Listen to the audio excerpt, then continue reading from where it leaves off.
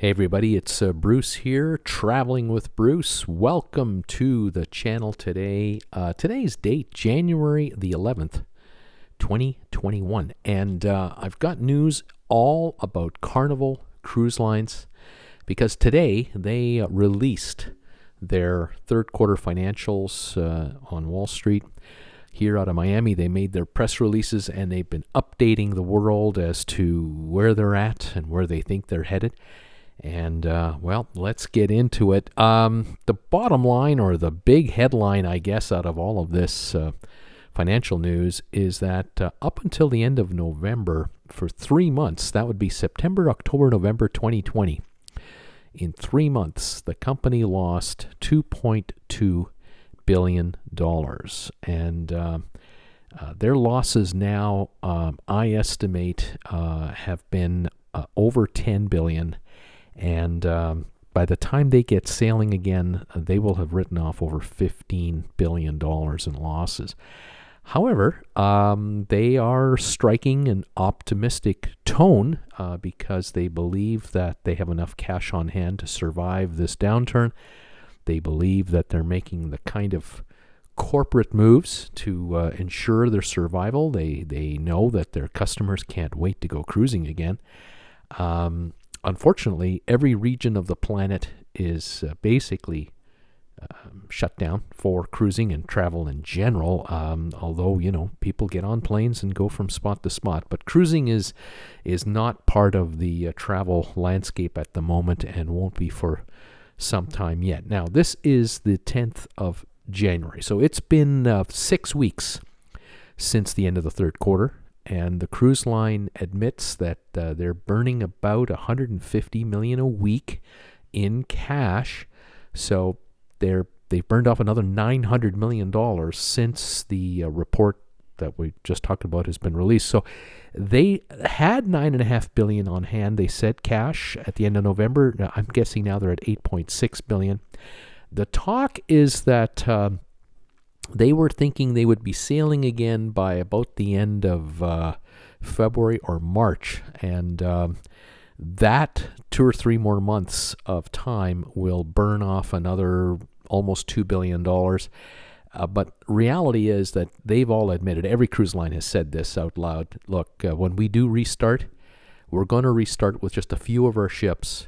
And every week or two we'll add a few more. Well, in the case of Carnival, you're talking about 90 plus vessels through 9 different brands. This cruise line is going to probably need 6 months to a year to be fully operational again when they get the green light. And I don't see the green light being given by March, not the way the vaccines are being rolled out right now. So likelihood is the beginning of sailing for Carnival will be likely in the fall, like everybody else, on a tentative basis. And that, in reality, is another 8 months from now, and that really means another $5 billion in cash burned off. So from $8.6 billion today to September of this year, $3.6 billion will be left in the treasury in cash unless they raise more money.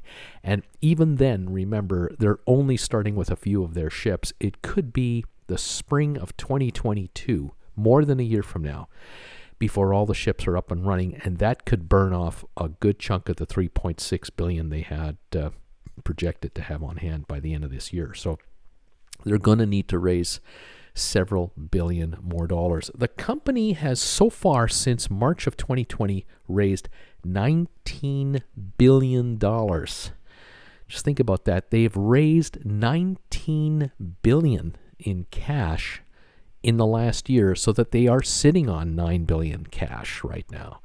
That's prudent. That's a smart move. If the bankers are willing to give it to you, you take it. Grab it now and have it in the bank and show stability to your investors, show stability to your bankers that you're not cash poor halfway through a pandemic. They're banking on making it through the entire run. But again, at $600 million a month cash burn, $20 million a day, this $9 billion doesn't last as long as one would think. They've also announced a few other things. 4 more of their ships are going to be dropped off. They're going to get rid of 4 more ships. They're now going from 15 ships to 19. This might be one of them, the Paradise. I'm guessing some of their oldest ships will be vulnerable. There are still some of these old-timers in the fleet. Having said that, though, they just did announce one of their Costa ships was going to be offloaded. I think the Victoria, that's officially been scrapped. They sold it 6 months ago, but it's now being scrapped. Even ships that Carnival sold, other buyers picked up. They thought they would turn around and resell them under a different brand name. Those ships are now going to the scrapyard. There's no hope for some of these ships without serious numbers of balconies available. This kind of crowding that you see here from the good old days is just not going to be allowed going forward. And so a lot of these ships that relied on a couple of thousand passengers on the top decks to have a good time, it's not going to work anymore. We're down to hundreds of people allowed here, not thousands. And you can forget about these themed cruises where you have, the rock and roll bands and the conventions with, a ship can hold 3,000 people, but they slam 4,000 on it. Not going to be allowed, unfortunately. So there's going to be some dramatic changes coming. So as I said, they've raised $19 billion, the most money they've ever made in 1 year. I found this interesting looking over the financials. They have made $3 billion in profit. That's the most money they've ever made in 1 year. That's with about 15 ships under their administration. They already admit that by the time they start sailing again, even with the new ships coming out that they've taken advantage of, like they've delivered, like the Mardi Gras and the Iona in the UK for P&O, there's still going to be around 95 ships. So the company is going to be probably 20% smaller than it was at the height of the business in 2019. And there is no way then that they're going to make a $3 billion profit in any one calendar year with only 90-odd ships. They cannot increase their fares by 50% or anything like that. Their operating costs are going to be much higher going forward as well. Interest payments is certainly the number one thing. Number two, for me, I think they're going to run into major insurance liability issues. I think they're going to have some serious insurance premiums to have to worry about.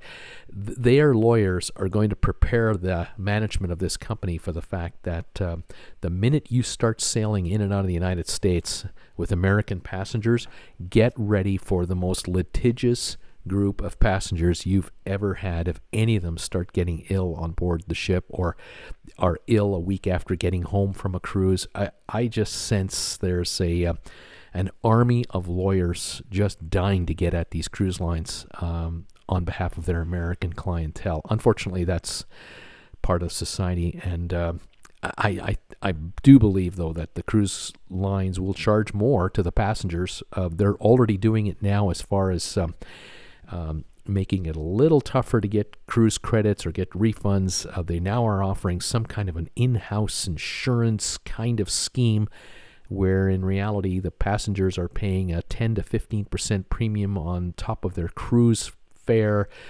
only to be able to get back between 80 and 90% of their money if they can't go on a cruise. And so passengers are slowly being squeezed backwards to pay more and get less if something doesn't work out. And I think this is how cruise lines going forward are going to operate.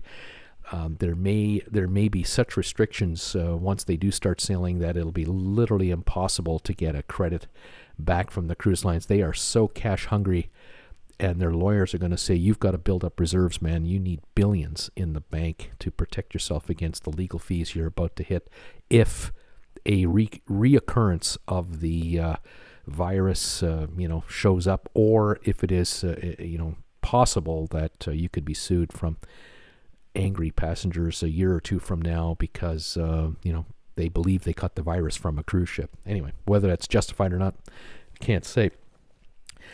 So one more thing to tell you about. I did a video the other day talking about how cruise lines are battling another problem, and that is the data breach issue.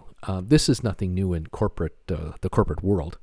We all know about so-called data breaches that are being done, but apparently in the financials that Carnival just released, they admit that 2 of their cruise lines have suffered data breaches. Now, they call them, they believe that they are minor and they won't affect the business very directly.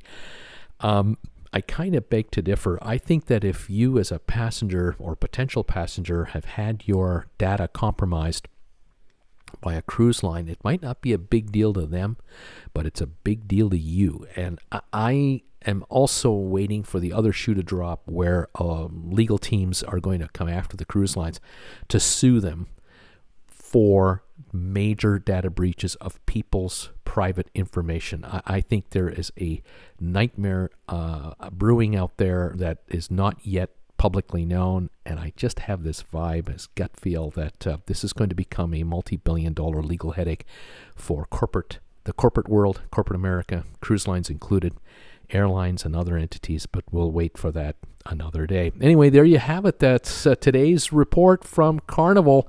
$2.2 billion in losses in 3 months, and the losses will continue for a while, but we'll stay on top of the story, everybody. Thanks for joining me again. Bye for now.